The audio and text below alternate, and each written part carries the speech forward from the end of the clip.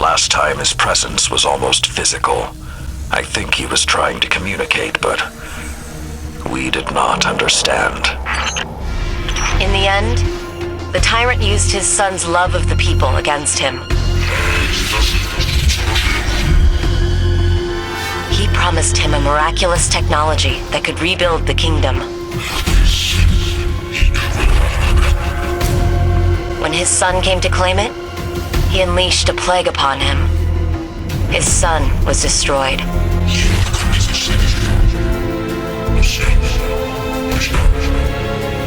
And the tyrant looked upon his tyranny and wept. Whoa, hold the fun bus back the fuck up. Are we just gonna gloss over the fact that Rasputin killed hundreds of Iron Lords and his son because he was having a temper tantrum? Clovis Bray took a safety AI and turned it into an interplanetary defense system with sentience. And Rasputin kept all this, almost like a scrapbook of his past, a way to remember his roots. And he showed it to us. When did he learn to be so sentimental? Wish Zavala could see this. If Zavala could see this, he would be shitting his fucking dick, because we've thrown in with a fucking AI that has mommy issues and a penchant for killing legions of people when he doesn't get his way, or to get his way, however you wish to interpret those events. And you think Rasputin is the answer? It's gone silent. It's a broken weapon. Too dangerous to be left alone and too unpredictable to wield. That might be true. When his son came to claim it, he unleashed a plague upon him. His son was destroyed. And for all of you people in the Rasputin didn't shoot the Traveler camp because, well, we don't know if the entirety of the criteria Rasputin had set aside to annihilate the Traveler was met, well, I'm not saying. I'm just saying that Rasputin butchered hundreds of Guardians after baiting them with the promise of a new golden age, all because he was having a hissy fit over his son making some new friends and staying out past curfew. Rasputin is not a rational consciousness.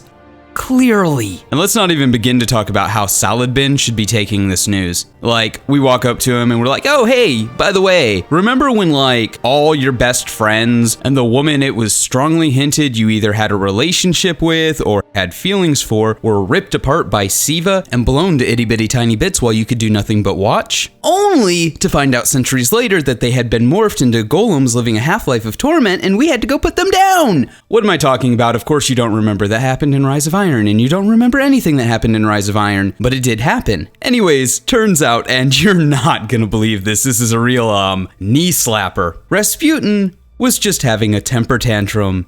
And here's the real funny part. Felwinter was his son. Yeah, I know, explains a lot. Anyways, Rasputin apparently had a fucking shit fit because, get this, Felwinter stayed up past curfew with his new BFFs, the Iron Lords, actually saving people's lives, unlike Rasputin. So what did Rasputin do? Well, he decided that the reasonable thing would be to bait all of you into a death trap and kill you all, ending the era of the Iron Lords, leaving you to spend centuries tormented and leaving your comrades in a nightmarish half-life. Yeah, funny, isn't it? It's funny, right? I mean, hilarious. A real knee slapper, that Rasputin guy. A real kidder. Also, Anna, Bray, the fuck? You are mighty chipper for somebody who just learned that their pet Dumbledore Drildo with a brain tricked, baited, and massacred hundreds of Iron Lords and his son because he was having a temper tantrum. No, really. What the fuck's up with that? And boy, oh boy, of course, here's where people go, but Yogarine, you're just bitching. Because they don't understand jokes. What's going on, ladies and gents, boys and girls, guardians of all ages? Joker back again, once again, and I'm just gonna come out and say it. I actually really like the new Felwinter Rasputin lore. I know, gasp, shock, surprise, unless you understand what a joke is. That being said, the lore and the joke both outline one of Destiny's largest Achilles heels. Just like collecting a god roll doesn't really matter, sometimes neither does the plot. In most games, the revelation that Rasputin butchered hundreds of Guardians, not by mistake or not to keep them from Siva, but in fact used Siva to bait and kill them, but not only to bait and kill them, to bait and kill Felwinter, his son, and take as much collateral damage with him as he could would, in a better written game, be kind of an important plot point. It would be something that the story hinges on. It would be a revelation that changes everything we knew about the context of things that are going on. In Destiny, nope. It doesn't really seem to matter. No one even says anything about it. And that, well, that's just kinda depressing because this really is a great story hook. Wasted potential doesn't even begin to describe how much wasted potential this is. Hell, they could have given us this story hook at the beginning of the season and made it saturate everything that we did and our interactions with Rasputin, and then we'd have to wrestle with that, and Anna would have to wrestle with that, and the Vanguard would have to wrestle with that. But ultimately, we need Rasputin's help. But no, we didn't get that. And yeah, it doesn't really seem like anyone cared. It's not like you went back to the tower and Zavala had some dialogue about it. It's not like Anna had some dialogue about it. It's not like anyone said shit for fuck about it. But moving forward, as for the Felwinter's quest itself in its totality, I think it will forever stand as the prime example of everything wrong with Destiny and its current quest design, and even development schedule.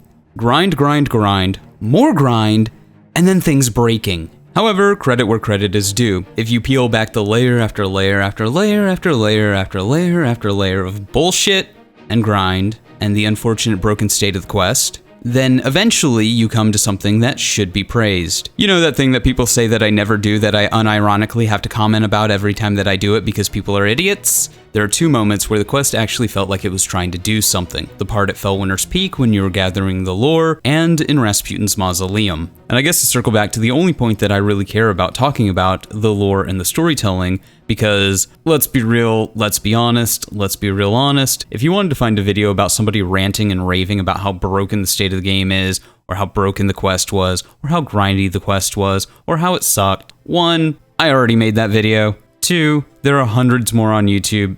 Go watch that. The thing that I want to talk about is the story and the lore. And the real tragedy of this quest is that all of this story, all of this lore, is being treated like a bottle episode. A bottle episode, for those of you who do not know, is an episode produced cheaply and restricted in scope to use as few non-regular cast members, effects, and sets as possible.